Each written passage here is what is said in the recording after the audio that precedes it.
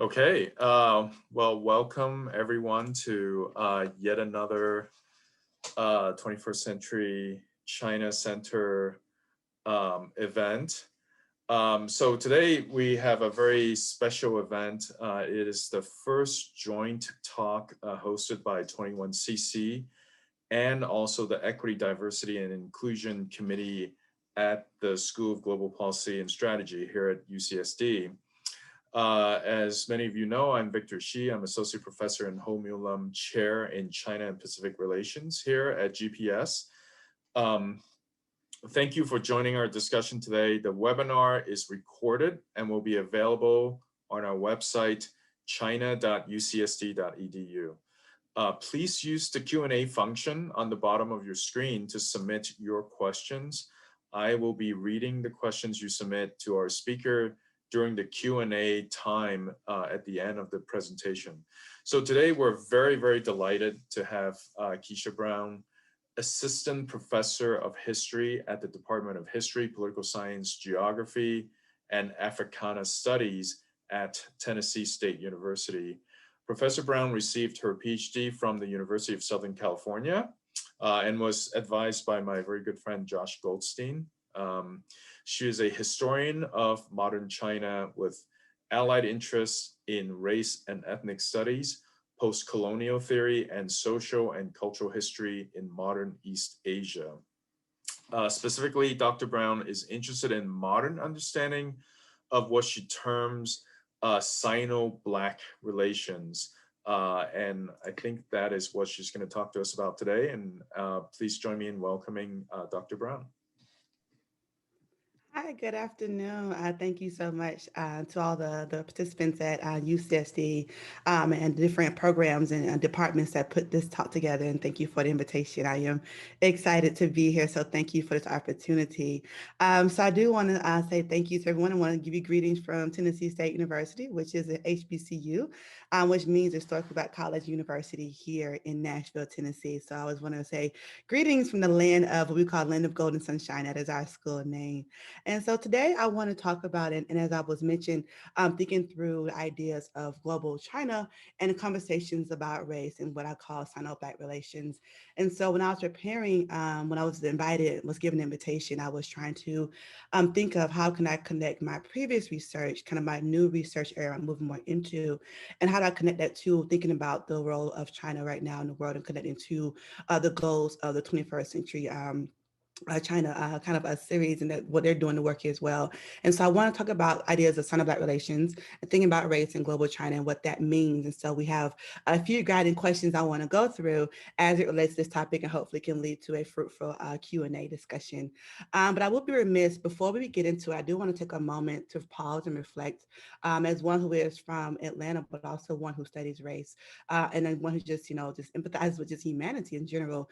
I am still one who's very much appalled by the recent mass shooting that happened in Atlanta. And so I want to, kind of take a moment to reflect and pause on what happened recently and share resources that we all can use, think about what can we do to be allies in this moment, as we've seen in the last year since the COVID outbreak last March, the rise of anti-Asian racism. And so these are two resources. One is Stop AAPI Hate, which has a lot of information where you can report incidents, whether you are one who experiences or you witness it, and be a part of the solution, not part of the problem. And also the second one is a list of resources that Jennifer Ho at Colorado Boulder put together last summer. So this has been, not something new. This has been an issue ongoing. And this is a series of different topics where it talks about anti-Asian and anti-Black racism and how we can think about further readings and how we can be allies. So I wanted to begin my talk to say, one, I sympathize and grieving and praying for their families, but two, also be mindful that we do need to think about what we can do to build allyship and be support other people, because hate is hate and it's never okay.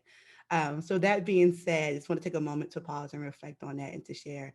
And hopefully people will kind of take, at the very least, take that away from my talk today, how to be an ally to support other people, because racism is not okay anywhere it happens. So thinking about my talk today, I have three guiding questions. I hopefully get to all of them. Again, this is a new kind of area for me. This is actually a new talk. Usually some of my other talks are like I pieced together other talks before, but this is a whole new talk. So this is my first time giving this presentation. So there might be little bumps in the road. So my apologies if it doesn't seem always fully connected, but this is something that I'm working through, how to connect my previous research, my ongoing research, and thinking about the application. I know a lot of times the question I get was, this is interesting, it's useful. How do we think about applying this? We think about China today. How do we apply this to these concepts?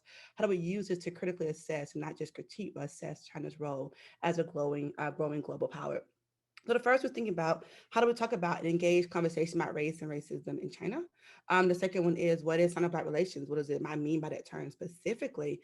And then also thinking about, how do these concepts and ideas relate to China's role as a global power? So what I mean by global China, and where am I coming from with that term, and how does all this relate to what we mean by Sino-Black relations in relation to global China?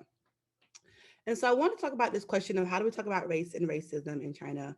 And in many cases, when I bring up the concept of race or racism, it is one that is met with, in some ways, opposition, not because it's not necessarily existing, but the terms themselves are seen as problematic.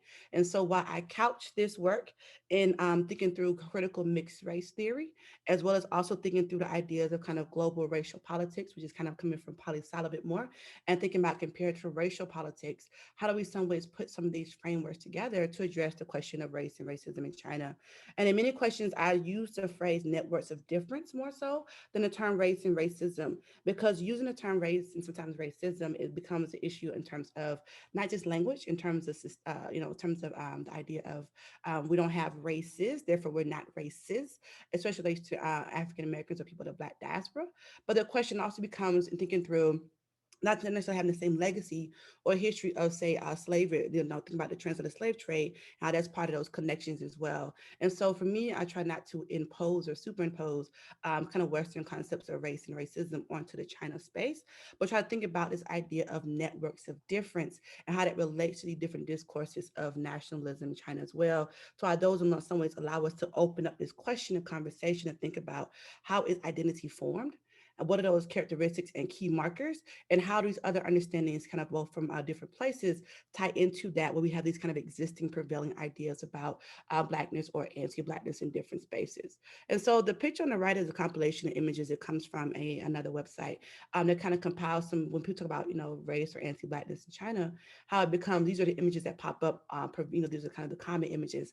The one on the top right, the top left is the washing machine commercial, where, somehow the guy goes in, he comes out, goes in looking this way, and he comes out looking like the guy at the far bottom right. It's like, how is this okay? Also, some of the other images that are compiled here as well come from the Chinese New Year, the kind of the Lunar New Year celebration a couple of years ago, where you have a particular actor donning not only blackface, but also donning body modifications to, in some ways, embody what it means, what they imagine African looks like in the different performances, and why this is problematic because of thinking about the national audience in this moment. And so this is kind of the images that come up. And I wanted to kind of maybe critique these and kind of problematize a little bit more. Think about, where is this coming from? How do we think about engaging these conversations to think about and kind of critically understand from the Chinese perspective? So in some ways, not only looking outside in, but also kind of find a way to find inside out, to have a more nuanced perspective about some of these ideas and ways they're happening.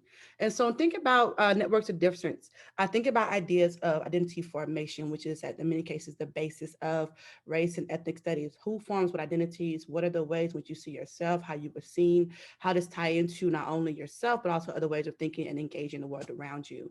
And thinking through some of the critical mixed race scholarship about East Asia, particularly, but some about China more specifically, thinking about the ways we think about, say, how that becomes a conversation about blood, what that means in terms of identity formation, thinking about kinship, ideas of relationships and kins, how this also part of formation, and how this ties into when we think about difference and othering, how is someone othered, and how does that become part of a process? One of the more kind of prominent examples is thinking about the 56 nationalities, where this process of classifying, naming, and identifying people who are making up the Chinese nation state, and how that process early 1950s has in some ways not necessarily expanded, but we kind of see in some ways the changes to the populace and what has happened in those moments of thinking about networks of difference. And so I use this term more broadly, think about how identities form, who is the us group, Who is the other? How you form your identity against something? What is the other you form your identity against? And how does that lead to some of these conversations and issues about thinking through and engaging with these ideas of difference in the China space more specifically? And so while China as a kind of a nation state claims the idea of being a multi-ethnic state, thinking about ethno-nationalism in particular, how in some ways ethnicity and identity play a part into the national conversation, how it sees itself.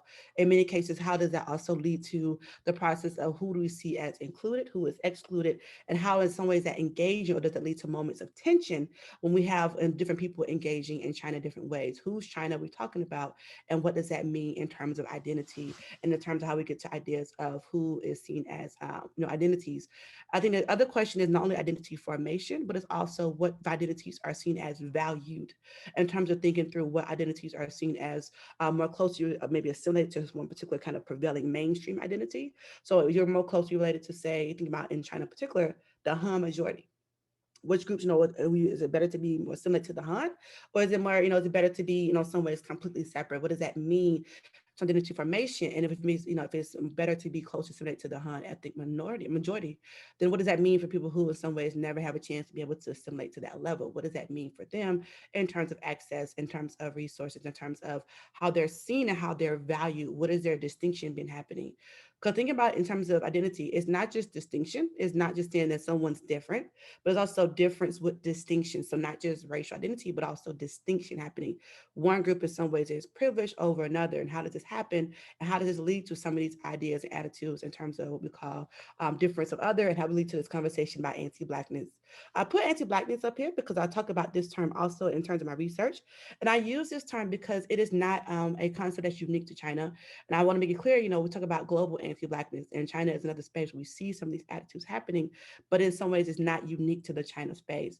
And so Dr. Ross has a really great piece in the New York Times, and I have the link at the end of the PowerPoint, where she talks about global anti-Blackness and what that means in terms of how we see some of these ideas, where it is not necessarily just racism, but it's also in some ways the ways in which distinction, or in some ways difference, or the ways in which policies are made that in some ways ostracize, in some ways police, or in many cases also, in some ways negate Black bodies or Black people in different spaces, and how this is a conversation is happening or should be happening globally. Think about the legacies of colonialism, think about the legacies of, think about imperialism. I was thinking about how in some ways some of these ideas are still very much entrenched in different spaces, different institutions, and this kind of hierarchy, racial hierarchy in some ways is still, if not formally, in some places it's a kind of informal hierarchy, or in some cases the idea of understanding of who in some ways is privileged or who ranks where, and these kind of arbitrary ideas about where someone goes, and how we see moments of anti-Blackness happening not just in China but other parts of the world, but also thinking about it more particularly about what happens in the China space.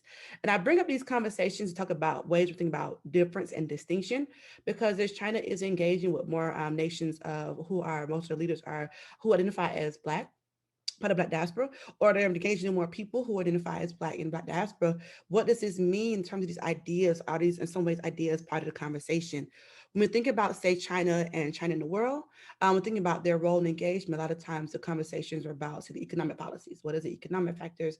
Thinking about the political aspect of it. What are the policies coming out? How does it shape it? But as a kind of culture historian and one who studies race specifically, I do want to think about what happens in terms of the kind of implicit ideas, implicit biases, or in some ways the policies that come out, and how is in some ways race part of the conversation.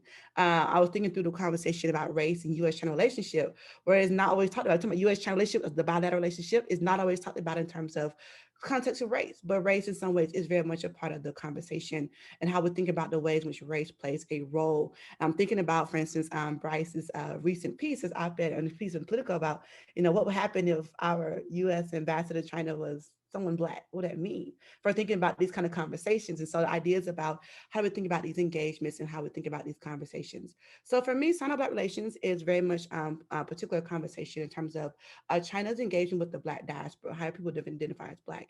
And so my research previously was looking at African Americans going to China, I'm kind of extending that research to other Maoist China. So I look particularly from 1949 to 1972.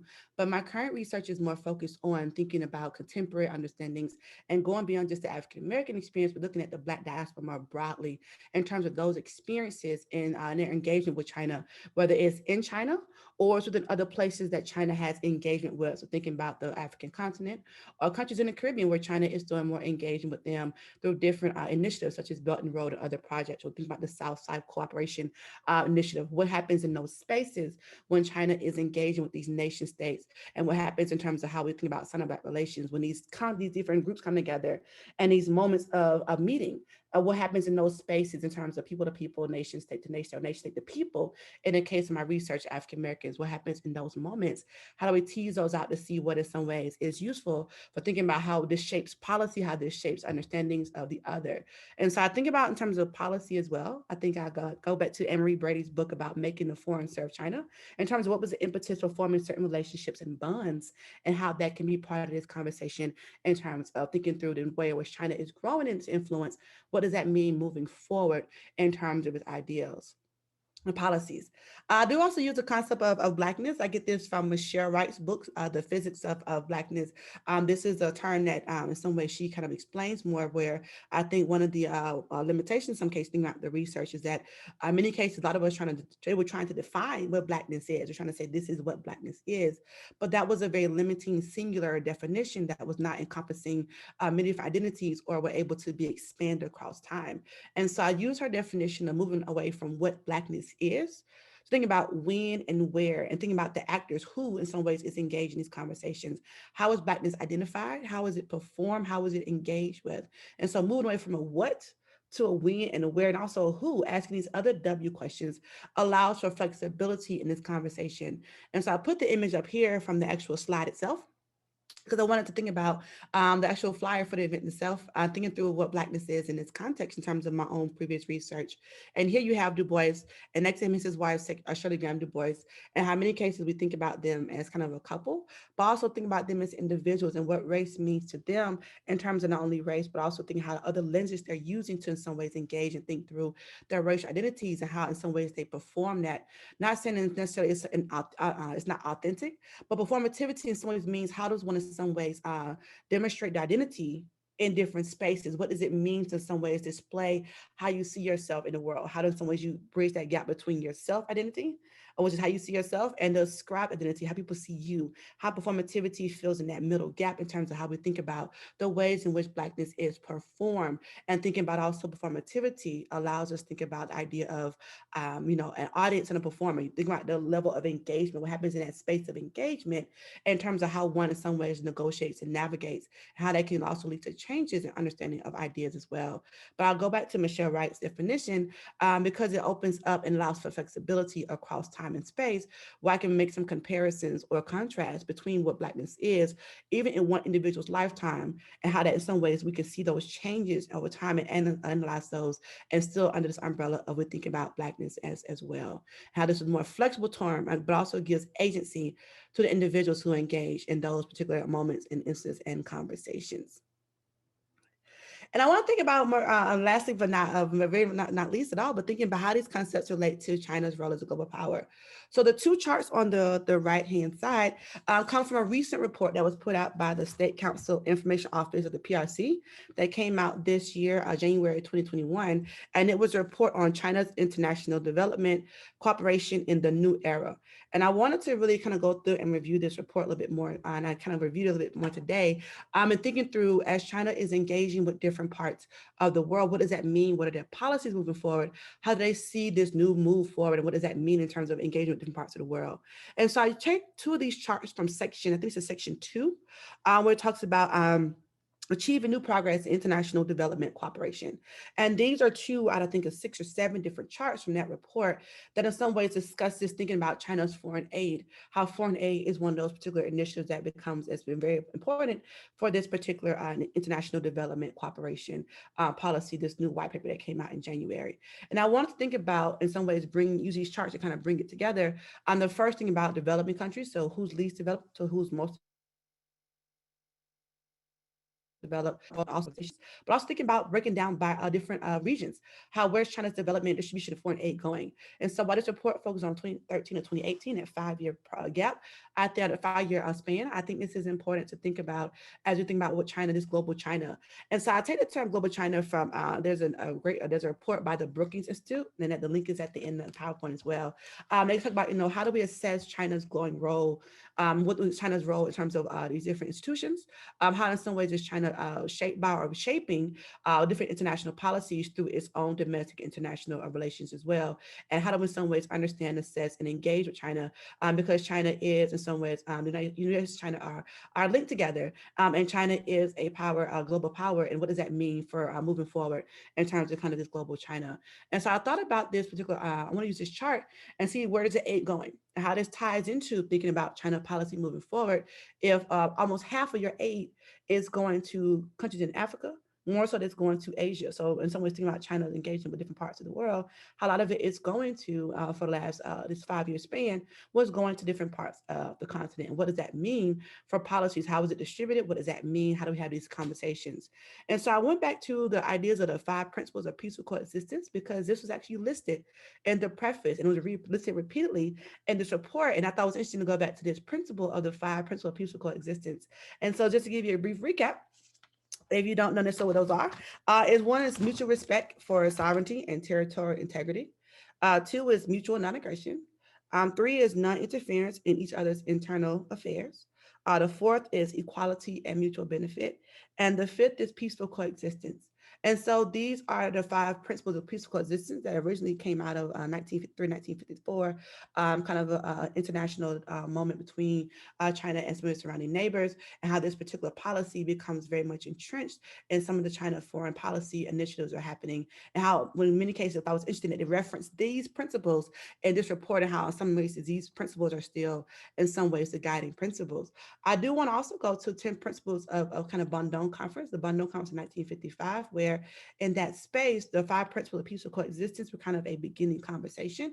I'm thinking about how, as these non-alignment movement, how these countries of Africa and Asia, in some ways coming forward, moving forward out of this kind of colonial moment as their newly independent nation states, what does that mean? And how these 5 principles were part of the conversation, but it led to kind of larger principles that came out of the Bandung Conference. And so at the end of the conference, they did sign a communique, these different nations, and they had different initiatives and had different goals that came out of it. And so while there were some that were overlapping, there were some that also were had concrete initiatives that kind of go beyond what happens in the code, the 5 principles. And one of which is the idea of a concrete objective to call out, call for an end to end racism, racial discrimination wherever it occurred, and also the idea of protection of human rights and the principles of self-determination. And so these two kind of concrete core goals come out of the Bandung, kind of these 10 principles. And I think in some ways it's kind of interesting how we can return back to this language of the 5 principles in the Bandung. But in many cases, have we lost some of those kind of core principles, or have we lost those in this particular initiative? And so while the report itself talks about human rights initiatives, it talks about many cases thinking about famine relief, emergency aid when there's like a natural disaster. There are some kind of human rights issues that they're focused on. The question of race and racial discrimination, how that is very much also a human rights issue, is not necessarily in some ways talked about and understood. And so I'm wondering, in some ways, I guess my questions for me is moving forward, when we talk about thinking about the questions about race or difference, or how the difference or distinction, will be talked about in these ongoing and moving forward negotiations, either in the U.S.-China talks or even in kind of other global talks, especially considering the fact that President Biden has signed a kind of a memorandum to end anti-Asian racism, to end anti-Asian attacks. And so we're thinking about these conversations domestically. Are we also engaging these conversations globally? And what does that mean for kind of engaging with the global China as it's engaging with more people, particularly people of the Black diaspora, in its initiatives in terms of infrastructure development and cooperation? What does that mean? And how do we think about these ideas being part of that particular conversation? I'm not sure if I'm out of time right now. I'm trying to keep the time, take the You're time. fine. You're fine. You're fine. Okay. Please continue. Okay. And so I want to kind of think about it there in terms of thinking about, and again, as I said, I'm kind of finding ways to kind of link my previous research of looking at these ideas from the Mao's era, thinking about now and kind of the new kind of global China space. And what does that mean in terms of these ideas, and how does it shape policies? How does it shape interactions, and what can we do moving forward, and how will these policies change or not change, or how in some ways will they become more entrenched? And I think for me, I'm trying to think more about not just China and engaging with the world, but also what happens when the world also engages with China, thinking about also more conversations about identity, access, thinking about the new kind of a population of children who are going to be coming, where you're going to have more kind of think about a multinational, multiracial children who want to be Chinese and some other kind of descent. What does that mean in terms of them being able to access some of the citizenship rights as well? And thinking about how does in some ways China in some ways address and think through its own policies about thinking through different identity formation and think about those conversations as well. So I'm gonna leave it at that. I'm gonna stop right there, but I will say I do have some resources to share, just some different resources that I talk about some of these conversations that I mentioned. Some which talk about ideas about Black and being Black in China, resources with different institutions that are doing some of this work, but also a few others in terms of books I use as well. The Brookings Institute, their kind of global China initiative that has a lot of different reports. Some include human rights, some include politics, different initiatives talking about global China.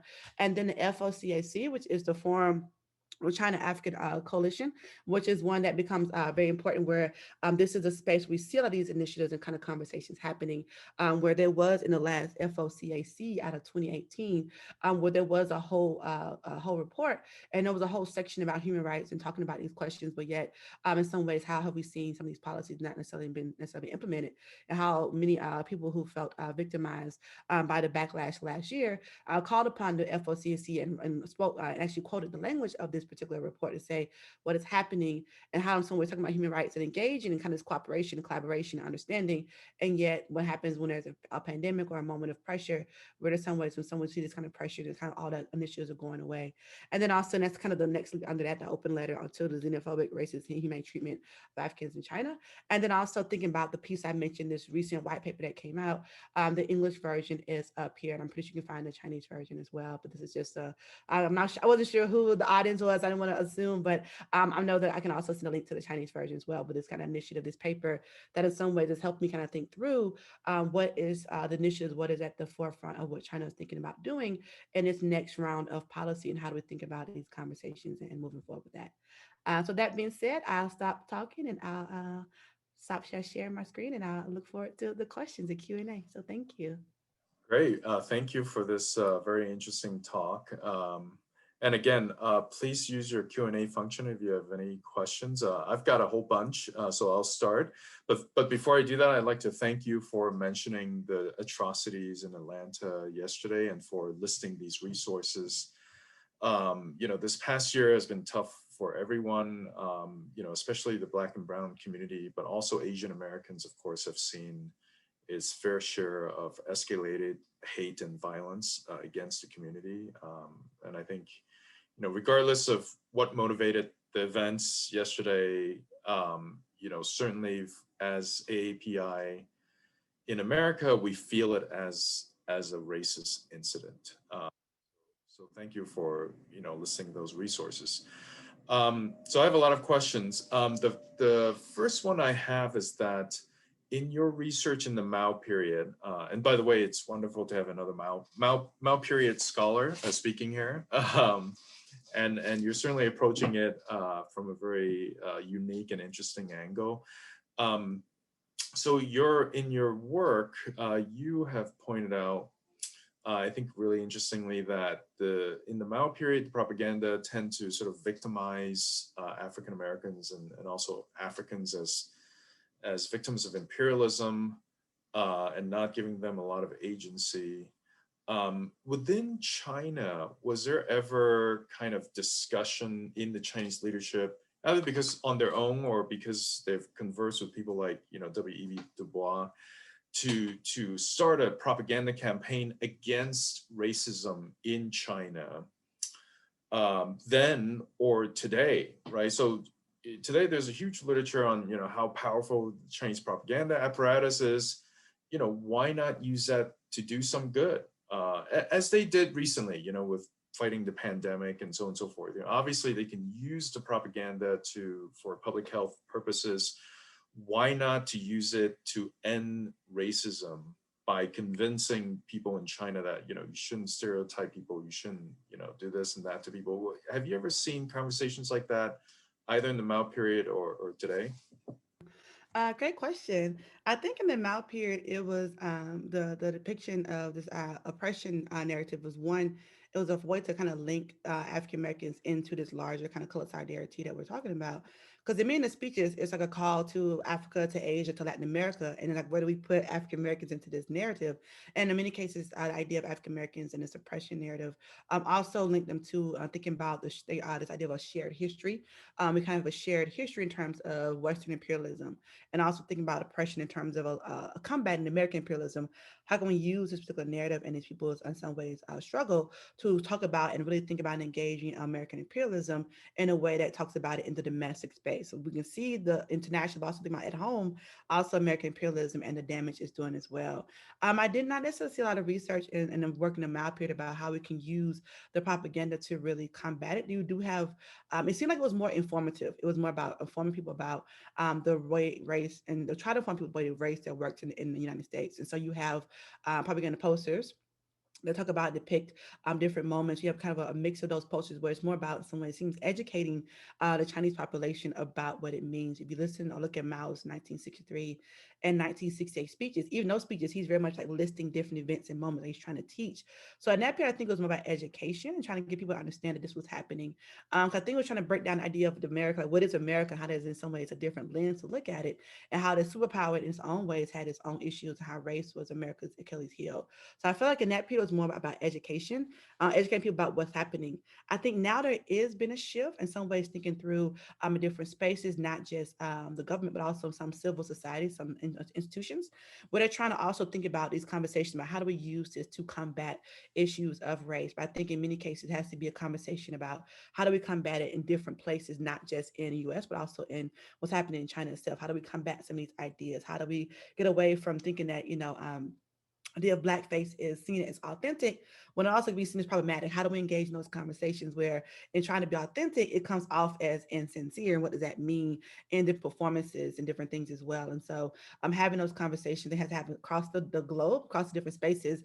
But I think we have to have a conversation as well. I think in this current period, there is more communication happening and more information coming through different channels where it's not just coming from the political, the CCP, but also coming in through other means as well. And I think that's also leading to more information and more access. Hopefully, that can lead to more nuanced conversations. And I think one of the more hopeful spots I've seen is that a lot of the young people are trying to educate the other generations, having intergenerational conversations as well, which I think for me was very hopeful because they're having these conversations and not just in some ways dismissing them, not necessarily saying my parents' views are wrong, but saying I can see where they're coming from, but also this is what you also need to know as well. And so they're having some of those conversations across different spaces, I think will hopefully lead to a different outcome as well. But I haven't seen it in terms of a lot of formal official conversation, either Mao's period or recently.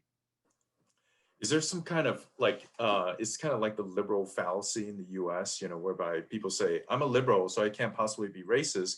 In China it's like I'm Marxist so I can't possibly be racist. I mean, is there some of that going on? Absolutely. Or the other one comes is like it's like, well, we don't have races in China, so therefore we're not racist. And so that's what kind of the knee-jerk reaction I get as well. And so we have the Xiaoxuminzu, we don't have the ethnic nationalities, we don't have races. And if we can't be racist, and somehow we might not be racist, but the same ways you're making distinction in a racist hierarchy is still happening here as well. And so we can't be dismissive of the ways in which this is happening. So it's kind of that kind of saying re-jerk, we're not racist because of XYZ. Or if you read the report that came out in January, it's like, we do all this great work. We can't be anti-Black. And it's like, no, you can't. And here's how it happens in some spaces where even in doing the kind of great humanitarian work that you're thinking you're doing, in some cases, is it going back to some of those propaganda posters from the 50s, 60s, 70s, where you always see the China is kind of being the savior to different people in Africa, where it's the Chinese doctors coming in, it's the Chinese different people coming out. Are we still kind of doing this savior narrative, or are we thinking about kind of real, cooperation across the board, what that looked like in some other places? Yeah, I'm just gonna dominate this for a little bit more. But no, I'm actually gonna ask one of the questions, maybe rephrase it from the audience. And it's really a question about this kind of Cold War narrative and kind of racial category, if you will. So there is this fear, and I think it's grounded fear in the AAPI community that this rising Cold War narrative in the U.S. is putting Asian Americans in a very disadvantageous position. Um, do you see, well, so first of all, I mean, I wonder what your comment is on that, and whether, people like W.E.B. Du Bois ever commented on things like that. But also, do you see something similar also happening in China?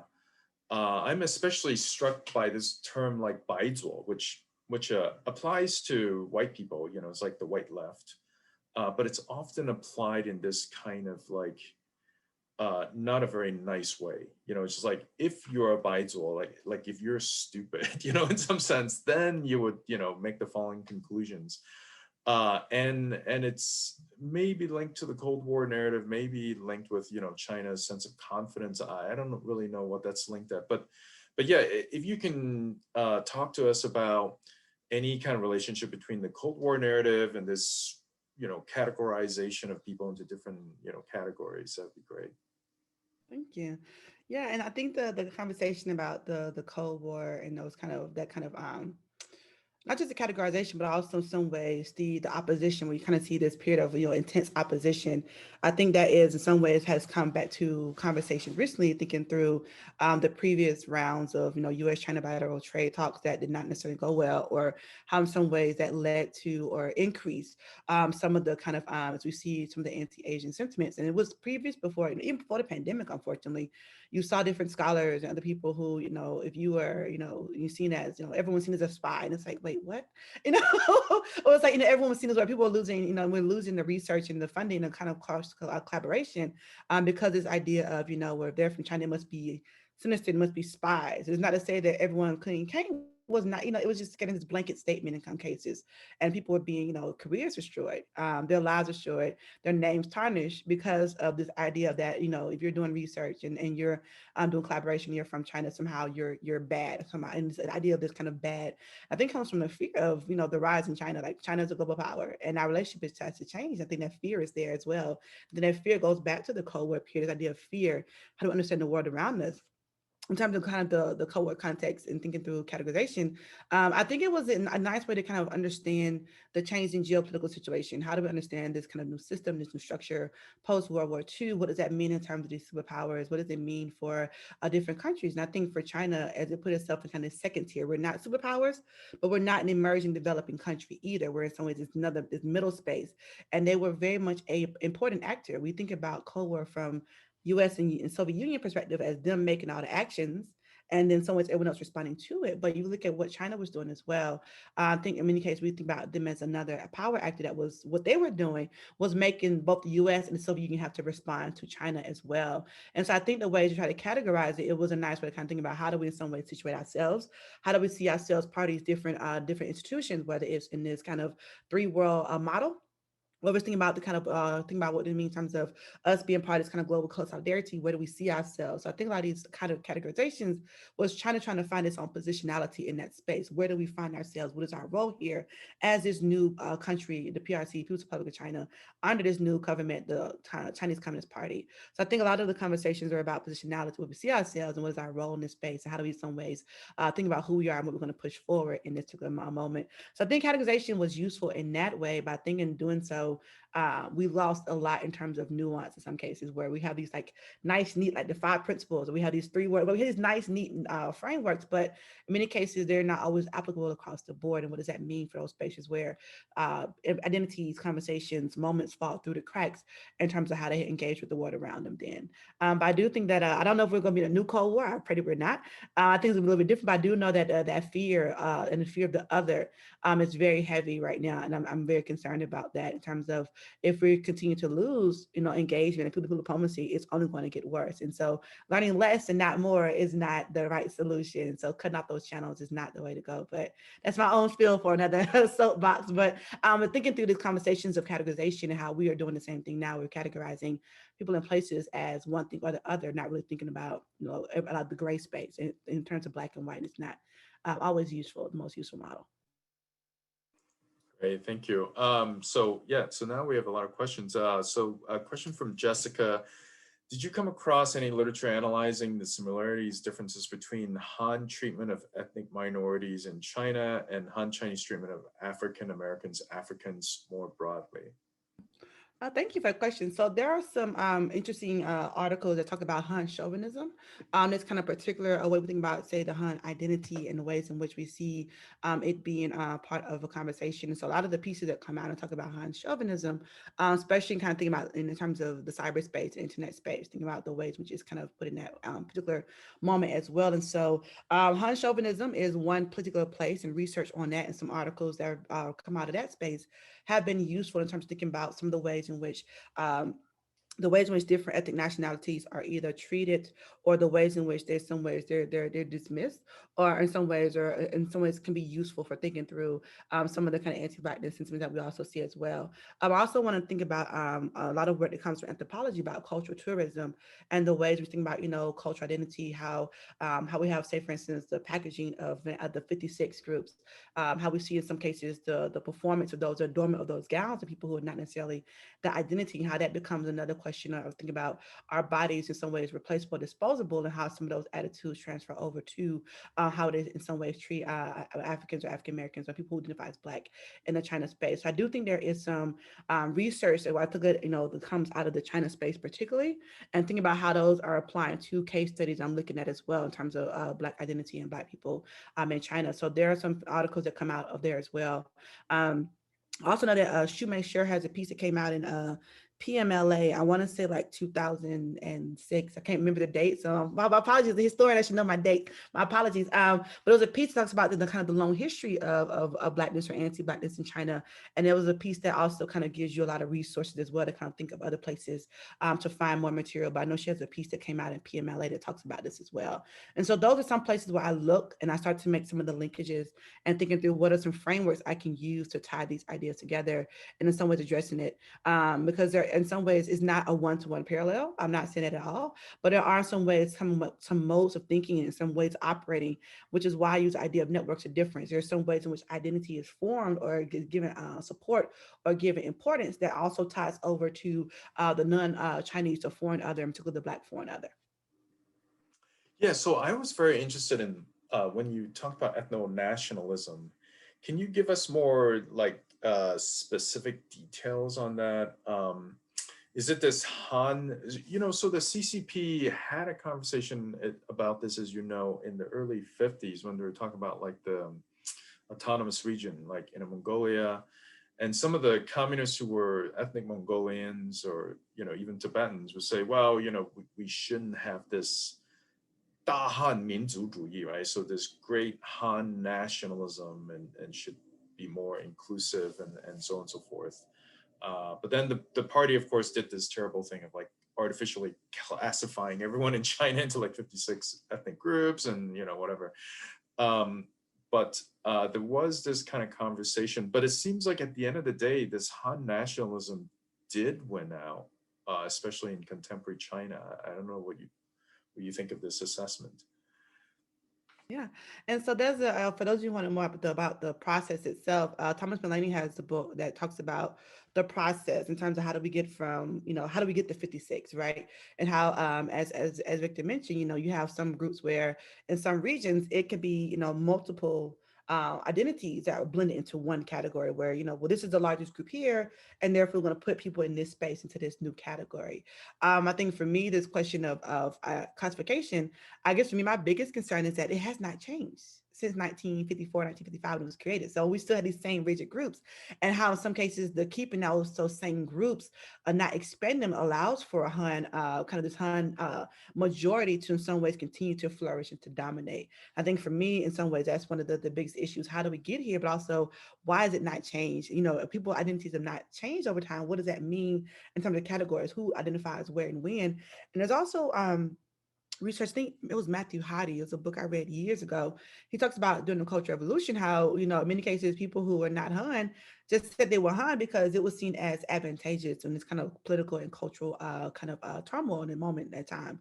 And so there's also ways with these kind of these categorizations where the Han majority has been seen as a space of protection or safety in terms of what's going on, but also in terms of being beneficial. And so I think in many cases is a question of, why the Han is this kind of in the larger category.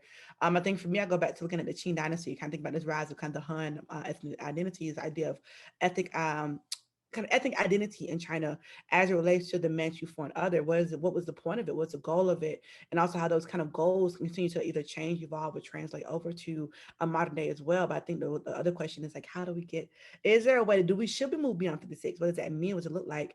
How do we in some ways engage in these ideas about who belongs where and what category? And it's not just specific to China. We think about the U.S. You feel like in the application check a box, right? You have to check a box or boxes in this case. But ideas that every country does it, but what does it mean in terms of classifying population? Is it just for data, or is there some ways for thinking about resources, it's about distribution of resources and wealth and materials? Is it about what is the purpose of it? What is the point of counting people? And what is happening with that material information? And how do we use it? And in some ways exploiting that different data in some ways as well. So yeah. No, thank you very much. So there are a couple of questions on some advice on how to start a conversation about race with peers and parents. So I will answer that very quickly first, which is if you hear members of your family saying something racist, just call it out. That's what I do. I just say, Mom, what you just said is totally racist. You should stop doing it. That's one way. Keisha? I do the same thing, but that's just my personality. And my family knows when it comes to certain topics, I'm like, that's not okay. We're not gonna do that.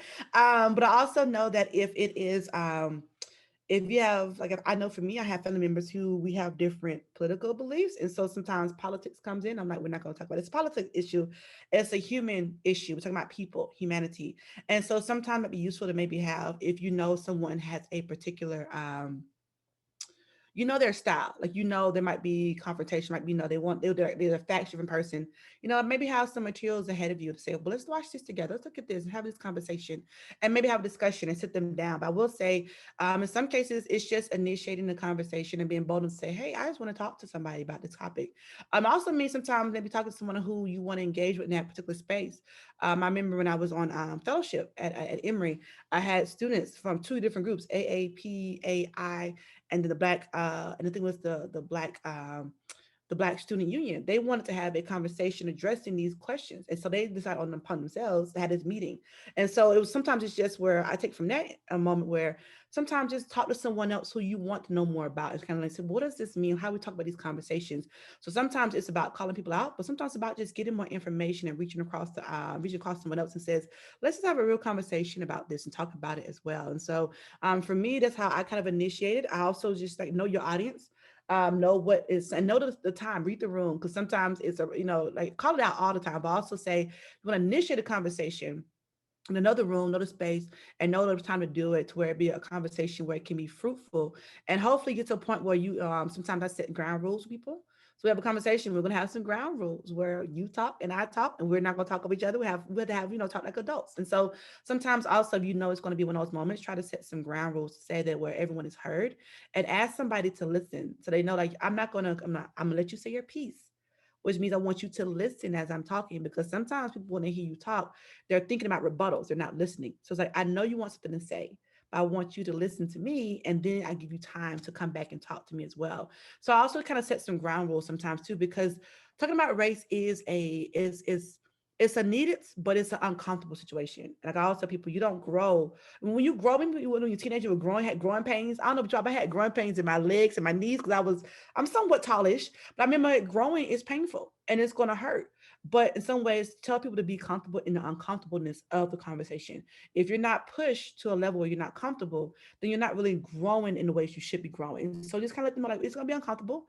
Might be some solid moments. That's okay. Might be some tears. That's okay too. But at least have the conversations.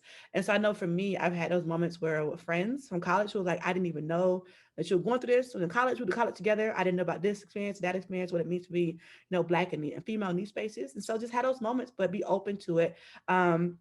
And be okay with being uncomfortable, and be okay with making somebody else uncomfortable, and be okay with the silence. So Those are some things I do, and and I guess I do this so often. Why this is why I research, because as I mentioned, I am a Black woman from Georgia. I live in Tennessee, so I can't get away from it. I'm a Southern woman who lives in the deep South, and then racism is, it is what it is. And so I'm very, as we have conversations as well, and so just have those moments, and it's gonna be okay. It's not always pleasant, but it's a needed conversation, and sometimes it's just, as Victor said, calling somebody out, but sometimes it's like you want to have a planned conversation. Just have some ground rules so you are listened to, and just know your audience as well as to know what you can say. Like I had to say it, I have some family members who are who support certain policies and certain politicians I don't agree with, and so I had to kind of some ways find a way to get beyond the politics and try to get to the humanity. Like these are people, and how do we engage in those conversations and think about how do we protect humanity, beyond politics as well. And so I think that's where you kind of think about it, starting where start with people, and how do we build allyships, and how do we build communities, how do we build bridges, how do we communicate and support each other, and how do we find ways to kind of continue these conversations. Great, thank you. Yeah, yeah, very, very helpful set of advice.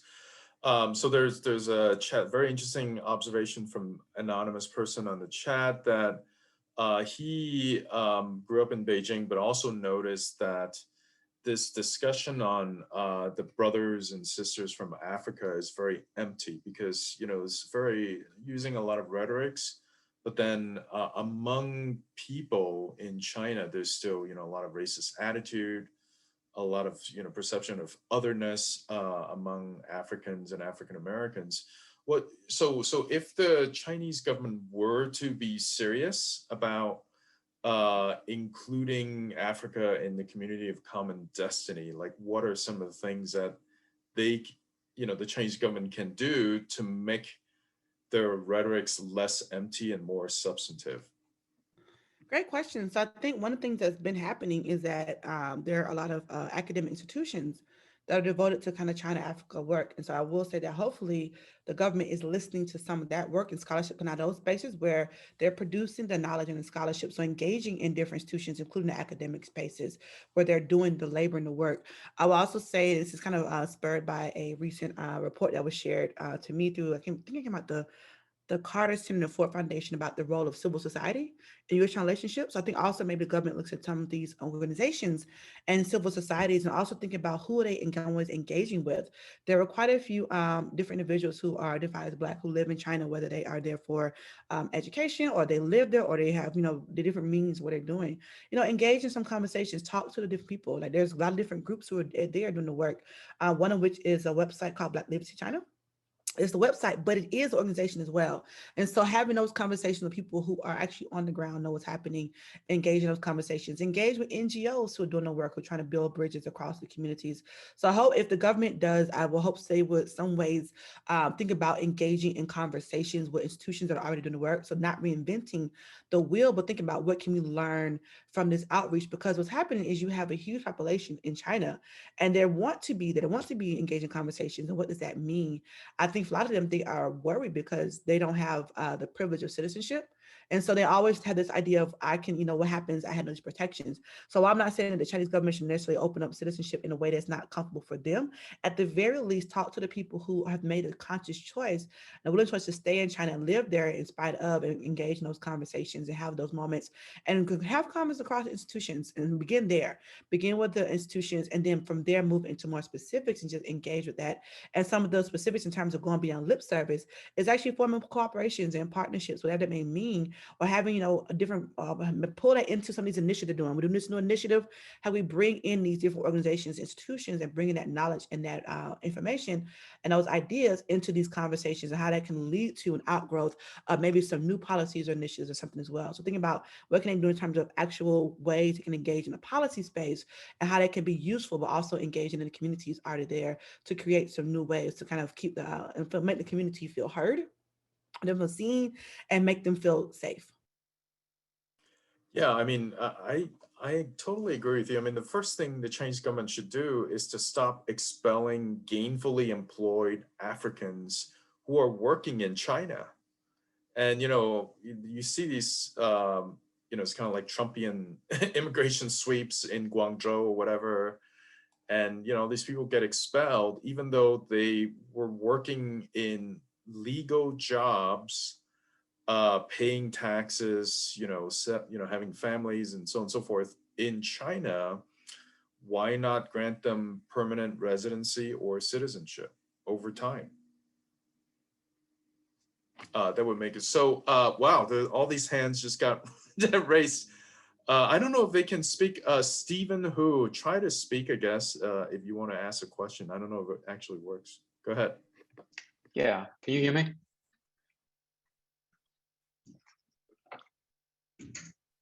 You hear me? I can hear you. Yes, yes. Go ahead. Okay. Go ahead.